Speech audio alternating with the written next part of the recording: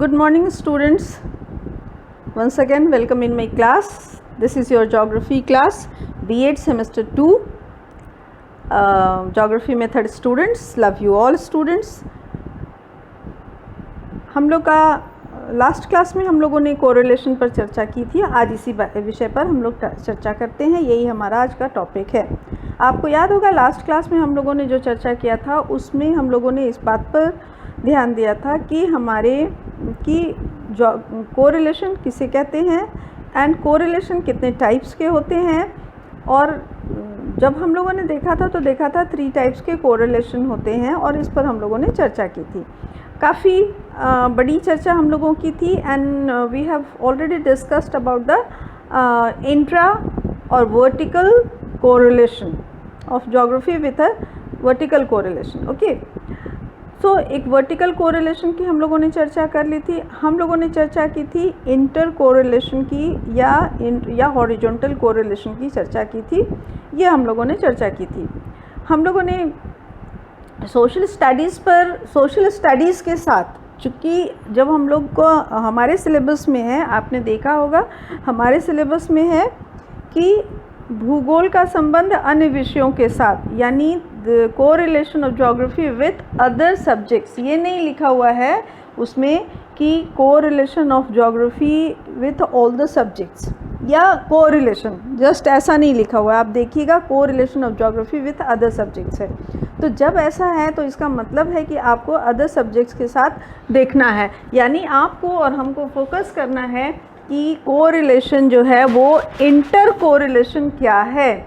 जब inter correlation में हम लोगों ने देखा था, आपको याद होगा इंटर कोरिलेशन में जब हम लोगों ने देखा था तो हम लोगों के पास 4 एस्पेक्ट्स नज़र आए थे, 4 टाइप्स ऑफ सब्जेक्ट्स नज़र आए थे, 4 ग्रुप्स और के साथ इसके कोरिलेशन की हम लोगों को चर्चा करनी थी. तो social science, literature and language and ICT, इस पर हम लोगों को चर्चा करनी थी. लास्ट क्लास में हम लोगों ने सोशल साइंस पर चर्चा किया था, जिसमें हिस्ट्री के साथ इसके कोरिलेशन को देखा था. हम लोगों ने इसके सिविक्स के साथ की कोरिलेशन को देखा था और हम लोगों ने इसके इकोनॉमिक्स के कोरिलेशन को देखा था. ठीक है, समझ में आई बात. तो ये जब तीनों कोरिलेशन को हम लोग देख लिए थे तो हम लोग आगे बढ़ते हैं और देखते हैं कि हम लोगों का नेक्स्ट कोरिलेशन क्या है. जब नेक्स्ट कोरिलेशन पर हम लोगों ने देखा था तो देखिए, आपको ये देखिए, हिस्ट्री से हम लोगों ने चर्चा की थी, पॉलिटिकल साइंस से हम लोगों ने चर्चा की थी, हम लोगों ने ये नागरिक शास्त्र या मानव बसाव इत्यादि पर हम लोगों ने चर्चा की थी और अर्थशास्त्र पर हम लोगों ने चर्चा की थी. सारे विषयों पर हम लोगों ने चर्चा की थी. आज जिस टॉपिक पे हम लोग चर्चा करने जा रहे हैं वो है हम लोगों का साइंस. ओके स्टूडेंट्स, तो आज हम लोग साइंस पर चर्चा करेंगे कि साइंस के साथ ज्योग्राफी का कोरिलेशन क्या है. Correlation of geography with science subjects. Okay, तो अभी देखें क्या क्या है. साइंस सब्जेक्ट में मेनली 3 सब्जेक्ट्स हमारे सामने आते हैं. The first one is, see here, this is physics, second one is biology, third one is chemistry, या जैसे भी आप रखिए, फिजिक्स, केमिस्ट्री, बायोलॉजी, जो भी आपका क्रम हो. तो ये 3 जो मेन ब्रांचेस हैं साइंस के इन 3 मेन ब्रांचेस के साथ ज्योग्राफी के कोरिलेशन को हम लोग देखेंगे. फर्स्ट देखिए, साइंस का के साथ फिजिक्स के साथ इसका कोरिलेशन को हम लोग देखते हैं. फिजिक्स के साथ जब हम इसके कोरिलेशन को देखते हैं तो फिजिक्स क्या है, फिजिक्स जो है वो बहुत कुछ अर्थ साइंस है. फिजिक्स बहुत कुछ एटमॉस्फेयर है. फिजिक्स में हम एनर्जी पढ़ते हैं, हीट पढ़ते हैं, हम फिजिक्स में इलेक्ट्रिकल हम पढ़ते हैं, फिजिक्स में फोर्स पढ़ते हैं, फिजिक्स में ग्रेविटी पढ़ते हैं. ये सारी चीज़ें, या हम लोग डिस्टेंस पढ़ते हैं, है ना. तो ये सारी चीज़ें जो हैं, it is a part of atmosphere, it is a part of earth science, natural science. इन सारी चीज़ों से ही ये कोरिलेटेड है, जबकि ज्योग्राफी भी इन्हीं से कोरिलेटेड है. ठीक है, तो इन दोनों के बीच में बहुत गहरा अंतर संबंध है. अब देखिए, क्लाइमेटोलॉजी जो है, अगर हम फिजिक्स पढ़ते हैं तो हम हीट पढ़ते हैं, हम हीट पढ़ते हैं, हम इवेपोरेशन पढ़ते हैं। तो ये सारी चीज़ें क्या है, ज्योग्राफी के क्लाइमेटोलॉजी का ये फंडामेंटल टॉपिक है, फंडामेंटल टॉपिक है। जब हम फिज़िक्स पढ़ते हैं तो फिज़िक्स में हम सन को पढ़ते हैं, हम देखते हैं कि अर्थ के अंदर ग्रेविटेशनल फोर्स कैसे है, अर्थ के अंदर मैग्नेटिक फील्ड कैसे है, हम मैग्नेट पढ़ते हैं जब हम फिज़िक्स पढ़ते हैं। तो ये सारी चीज़ें हम लोगों की ज्योग्राफी का भी हिस्सा है। सो ये ज्योग्राफी और फिज़िक्स में बहुत गहरा सहसंबंध है। फिज़िक्स बहुत ज्योग्राफी को अपनी नॉलेज से या अपने कंटेंट से सपोर्ट करता है, और ज्योग्राफी बहुत सारे अपने इंफॉर्मेशन से, अपने फाइंडिंग से फिज़िक्स को सपोर्ट करता है। यानी इन दोनों के बीच एक आदान प्रदान का क्षैतिज संबंध है, हॉरिजॉन्टल रिलेशन है, गिव एंड टेक का एक हॉरिजॉन्टल रिलेशन है। इन दोनों के बीच में काफ़ी कार्य कारण संबंध आपस में मिलते हैं।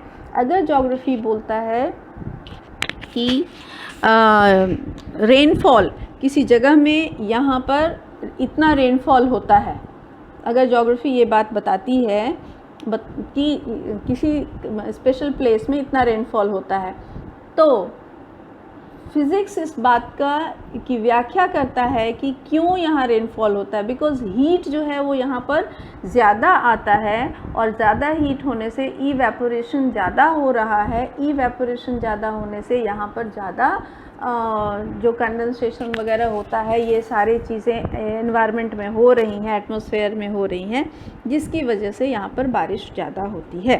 तो ये क्या बताता है, ये फिज़िक्स प्रोसेस बताता है, और ज्योग्राफी उसके कंडीशंस को बताता है।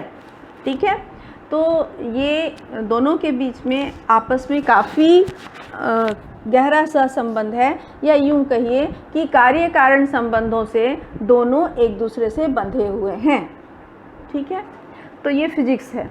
अब आइए हम लोग चर्चा करते हैं केमिस्ट्री पर। केमिस्ट्री आप सभी जानते हैं कि ये रसायन शास्त्र है, और रसायन का मतलब होता है केमिकल यानी रसायन। ये सारे केमिकल कहाँ पाए जाते हैं, ये सारे केमिकल जो हैं वो या तो इन्वायरमेंट में पाए जाते हैं या चट्टानों में पाए जाते हैं। केमिकल का मतलब केमिस्ट्री में हम लोग क्या पढ़ते हैं, एलिमेंट्स पढ़ते हैं, और एलिमेंट्स के साथ हम लोग पढ़ते हैं उसमें कि कौन सा लौह तत्व है, कौन सा अलौह तत्व है, कौन सा तत्व हैवी है, कौन से तत्व में कितना उसका न्यूक्लियर फील्ड क्या है। ओके स्टूडेंट्स, तो हम लोग अभी केमिस्ट्री पर चर्चा करेंगे।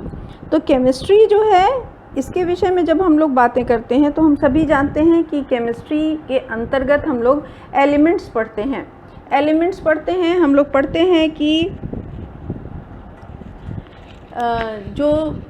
कितने संसार में एलिमेंट्स होते हैं, वो सारे एलिमेंट्स क्या क्या एलिमेंट्स होते हैं, कौन से एलिमेंट लौह तत्व होता है, कौन एलिमेंट लौह तत्व नहीं होता है ना, और सबके किस एलिमेंट में कितना मैग्नेटिक फील्ड होता है, ये सारी चीज़ें हम लोग पढ़ते हैं इसमें केमिस्ट्री में हम लोग पढ़ते हैं कि किस एलिमेंट्स के साथ किस एलिमेंट का क्या रिएक्शन होता है, कौन सा केमिकल रिएक्शन होता है इन लोगों के साथ, और किस तरह के केमिकल इक्वेशंस जो हैं वो तात्विक इक्वेशन होते हैं। तो ये सारी चीज़ें हम लोग पढ़ते हैं। अब जब हम ज्योग्राफी में आते हैं तो इसी केमिस्ट्री से रिलेटेड हम लोग पढ़ते हैं कि कौन सा एलिमेंट किस रॉक्स में पाया जाता है, और किस प्रकार के रॉक्स की बनावट किस एलिमेंट के कारण होती है, कौन सा केमिकल रिएक्शंस होते हैं जिसके कारण किसी तरह का लैंड फीचर्स उस तरह का हो जाता है। ये जो लैंड फीचर्स जितने तरह के संसार में हमको दिखाई देते हैं, ये लैंड फीचर्स रिलेटेड हैं, क्लोजली रिलेटेड हैं साइंस के ऑल 3 ब्रांचेस से। यानी फिजिक्स से भी ये रिलेटेड है कि कौन सा फिज़िकल एक्टिविटीज़ चल रही है जिसके कारण कोई लैंड फीचर का किस तरह का शेप होता है। तो अगर हवाएं तेज़ आ रही हैं तो किस तरह से काट छांट की प्रक्रिया होती है, यदि ग्लेशियर उतरता है तो किस तरह से टूट फूट की प्रक्रिया होती है। तो ये हम लोग फिजिक्स में पढ़ते हैं। और रसायन में हम लोग क्या पढ़ लेते हैं कि किस तरह से वो सारी चीज़ें जो हैं, मान लीजिए कास्ट टोपोग्राफी जो है वो केमिस्ट्री से का ही पार्ट होता है। किस तरह से कोई लाइमस्टोन जो है वो वाटर के कांटेक्ट में आकर के वो किस तरह से मेल्ट करता है और क्या लैंड फीचर्स देता है, ये केमिस्ट्री का ही हिस्सा होता है। तो इस तरह से केमिकल रिएक्शंस जो होते हैं या केमिकल एक्टिविटीज़ जो होते हैं, वो केमिकल एक्टिविटीज़ जो हैं वो भूगोल के लैंड फीचर्स को के कार्य कारण संबंधों को बताते हैं, यानी कि कॉज एंड इफेक्ट रिलेशन को बताते हैं। साथ ही साथ वो पूरा खनिज संपदा जो भूगोल के अंदर है, खनिज माने मिनरल रिसोर्सेज जितने हैं, वो सारे मिनरल रिसोर्सेज का कनेक्शन के नॉलेज का कनेक्शन जो है वो कहीं ना कहीं केमिस्ट्री से है। केमिस्ट्री हमें बताती है कि कौन सा ओर जो है वो कैसा ओर है, किस तरह का, कहाँ वो पाया जा सकता है। और ज्योग्राफी जो है वो उसका प्रोडक्शन करता है और वो उसका प्रोडक्शन करता है और साथ ही साथ उसको केमिस्ट्री के दिए गए इंफॉर्मेशंस के आधार पर वो उसका उपयोग भी करता है। तो इस तरह से केमिस्ट्री और ज्योग्राफी के बीच में बहुत गहरा सा संबंध है, जो मुख्यतः पृथ्वी के आंतरिक गतिविधियों के पॉइंट्स पर है, उस तरह के ज्ञान पर है। फिर खनिज और केमिकल रिएक्शंस के बीच का एक बहुत बड़ा चट्टानों की बनावट और खनिज का भी बहुत गहरा सा संबंध है। ठीक इसी तरह से बहुत गहरा सा, इस तरह से बहुत सारे ऐसी जगहें हैं, स्पॉट्स हैं जहाँ पर केमिस्ट्री और ज्योग्राफी का बहुत गहरा सा संबंध है। चलिए अब बायोलॉजी पर हम लोग बातें करते हैं कि बायोलॉजी और ज्योग्राफी का क्या संबंध है। आपको यदि कह दूं कि भूगोल का आधा से अधिक भाग बायोलॉजी है या बायोलॉजी का संपूर्ण भाग भूगोल का है, तो ये अतिशयोक्ति नहीं होगी, ये कोई मैं एक्सट्रीम नहीं आपसे बात करूंगी, ये बिल्कुल सत्य है। इसका मतलब ये है कि भूगोल का एक बहुत बड़ा हिस्सा वाइल्ड लाइफ है, भूगोल का एक बहुत बड़ा हिस्सा ह्यूमन ज्योग्राफी है, भूगोल का एक बहुत बड़ा हिस्सा वेजिटेशन है। यही तो तीन चीज़ बायोलॉजी है। बायोलॉजी के अंदर हम लोग पढ़ते क्या है? जूलॉजी और बॉटनी। जूलॉजी में प्राणी शास्त्र होता है, विश्व के जितने भी जीवित चीज़ें हैं उसके बारे में जूलॉजी में पढ़ा जाता है, और बॉटनी में जितने भी वनस्पति हैं उनके बारे में हम लोग पढ़ते हैं। तो बॉटनी और ज्योग्राफी का हिस्सा क्या है? Human geography, animal geography, animal world, और ये वेजिटेशन, एग्रीकल्चर, यही तो हम लोग पढ़ते हैं। यही सब ज्योग्राफी का हिस्सा होता है। तो इस तरह से हम लोग इस बात पर ये बात हमको समझ में आती है कि फिजिक्स, केमिस्ट्री और बायोलॉजी ये तीनों ऐसे क्षेत्र हैं जो ज्योग्राफी से बहुत ही क्लोजली इंटरकनेक्टेड हैं। ठीक है, बहुत क्लोजली इंटरकनेक्टेड हैं। तो इस तरह से हम लोगों ने ये देखा स्टूडेंट्स कि फिजिक्स साइंस के तीन जो मेन ब्रांचेस हैं, इन तीनों मेन ब्रांचेस के साथ ज्योग्राफी का बहुत ही गहरा कोरिलेशन है। फिज़िक्स के साथ उसका कोरिलेशन मैंने आपको बताया कि जो अर्थ के ऊपर जितनी एक्टिविटीज़ हो रहे हैं, एटमॉस्फेयर में जितने एक्टिविटीज़ हो रहे हैं, जो एनर्जी लेवल है, वो सब चीज़ें हम लोग फिज़िक्स के साथ पढ़ते हैं। सेकेंडली हम लोग एनर्जी है, हीट है, इवेपोरेशन है, ये सारी चीज़ें जो हैं ये हम लोग फिज़िक्स में पढ़ते हैं। कुछ फिज़िकल एक्टिविटीज़ भी होते हैं, जैसे अपरदन की प्रक्रिया, इरोजनल जो एक्टिविटीज़ होते हैं, वो सब हम लोग फिज़िक्स का ही पार्ट होता है। सेकेंडली केमिस्ट्री के साथ मैंने आपको बताया कि खनिज पदार्थों का बहुत गहरा सा संबंध होता है। तो इस तरह से फिर केमिस्ट्री के साथ इसका बहुत गहरा भी सहसंबंध है। केमिस्ट्री के साथ एलिमेंट्स के लेवल पर, एलिमेंट्स के टॉपिक पर इनका बहुत गहरा सहसंबंध है। खनिजों के स्तर पर इनका बहुत गहरा सहसंबंध है। पृथ्वी की आंतरिक संरचना और गर्मी में किस तरह से कोई भी एलिमेंट मेल्ट हो जाता है और मेल्ट होने के बाद वो किस तरह की क्रिया और प्रतिक्रिया करता है, ये अर्थ के इंटीरियर स्ट्रक्चर के साथ हम लोग देखते हैं। और इंटीरियर स्ट्रक्चर के साथ इसका कोरिलेशन बनता है वोल्केनिक इरप्शन से या वोल्केनिक एक्टिविटीज़ से, और यानी ज्वालामुखीय प्रक्रिया से इसका सहसंबंध बनता है। और साथ ही साथ इसका जो सहसंबंध बनता है वो भूकंपों के जैसी प्रक्रियाओं के साथ बनता है। तो इसका मतलब कि केमिस्ट्री का सहसंबंध जो है वो खनिज और पृथ्वी की आंतरिक गतिविधियाँ और तत्व, धात्विक तत्व, अधात्विक तत्व और चट्टानों की बनावट इत्यादि से होता है, गहरा है। इन्हीं विषयों पर भूगोल और रसायन शास्त्र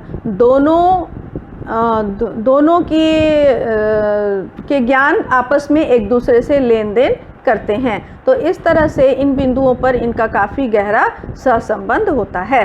चलिए अब बायोलॉजी की तरफ देखते हैं। बायोलॉजी की बातें तो मैंने आपको बताई कि किस तरह से प्राणी और वनस्पति बायोलॉजी का मुख्य हिस्सा होता है, यानी जीव विज्ञान का मुख्य हिस्सा होता है। उसी तरह से भूगोल का भी मुख्य हिस्सा होता है वनस्पति और प्राणी, है ना। तो इसमें हम लोग पढ़ते हैं कि किस तरह का कहाँ पर कैसा वेजिटेशन होता है, यानी किस तरह के वन कहाँ पाए जाते हैं, वो वन वहाँ क्यों पाए जाते हैं, उन वनों से क्या लाभ होते हैं। ये सारी चीज़ें जब हम पढ़ते हैं तो हम बायोलॉजी ही पढ़ते रहते हैं। ठीक इसी तरह से जब हम वाइल्ड लाइफ पढ़ने लगते हैं कि वहाँ पर कंगारू ऑस्ट्रेलिया में ही क्यों पाए जाते हैं, कंगारू का क्या विशेषताएं होती हैं, कहाँ पर टाइगर पाया जाता है, कौन सा ऐसा क्षेत्र है जहाँ पर स्पेशल टाइप के बर्ड्स यानी चिड़िया पाई जाती है। तो ये सारी चीज़ें जब हम पढ़ते हैं तो कहीं ना कहीं उसका रिलेशन बायोलॉजी से होता है। तो इस तरह से हम ये कह सकते हैं कि वनस्पति के अध्ययन और मानव के अध्ययन और वन्य प्राणी तथा प्राणियों के अध्ययन के बिंदुओं पर, के ज्ञान के स्तर पर या उन विषयों पर भूगोल और बायोलॉजी यानी जीव विज्ञान के बीच में बहुत गहरा सहसंबंध होता है। ठीक है, फिर से एक बार समझ लीजिए, आपको मैं बता देती हूँ। विज्ञान के साथ भूगोल का बहुत गहरा सहसंबंध है। ये गुरुत्वाकर्षण, बल, ऊर्जा, विद्युत, वर्षा, वातावरण, एटमॉस्फेयर यानी जलवायु इत्यादि बिंदुओं पर फिजिक्स और भूगोल के बीच में ज्ञान का लेन देन होता रहता है। ठीक है, केमिस्ट्री में कौन से विषय हैं? एलिमेंट्स यानी तत्व, धात्विक, अधात्विक, चट्टानों की बनावट और रासायनिक क्रियाओं के कारण पृथ्वी इसकी स्थलाकृतियों का निर्माण एवं विध्वंस, पृथ्वी के आंतरिक गतिविधियाँ, इन विषयों पर, इन बिंदुओं पर भूगोल और रसायन शास्त्र के बीच में ज्ञान का आदान प्रदान होता रहता है। इन दोनों के बीच में गहरा सहसंबंध है। और तीसरा, जीव विज्ञान में यानी वनस्पतियों की बनावट, वनस्पतियों की उपलब्धता और वन्य प्राणियों के कहाँ वन्य प्राणी मिलते हैं और उसके बारे में जानकारी, अदर टाइप ऑफ एनिमल, अन्य प्रकार के जानवर, पशु पक्षी कहाँ मिलते हैं, मनुष्य का बसाव और मनुष्य की प्रजातियाँ, इन सारे विषयों पर भूगोल और जीव विज्ञान का बहुत गहरा सहसंबंध स्थापित होता है। यानी भूगोल और विज्ञान के सभी शाखाओं के मध्य बहुत गहरा अंतर संबंध है, सहसंबंध है। ठीक है, उदाहरण के साथ आप सभी लिखिएगा विद्यार्थियों। मैंने आपको तीन बार तीनों साइंस के तीनों ब्रांचेस के ऊपर जाकर इन तीनों के साथ भूगोल का बहुत गहरा सहसंबंध बताया है। जैसे बताया है ठीक वैसे ही आप उन्हीं उदाहरणों के साथ आप लिखेंगे। So all the best everybody, love you all. अच्छे से रहिए, अच्छे से लिखिए। फिर अगले क्लास में मैं और सहसंबंधों के बारे में चर्चा करूँगी। ओके।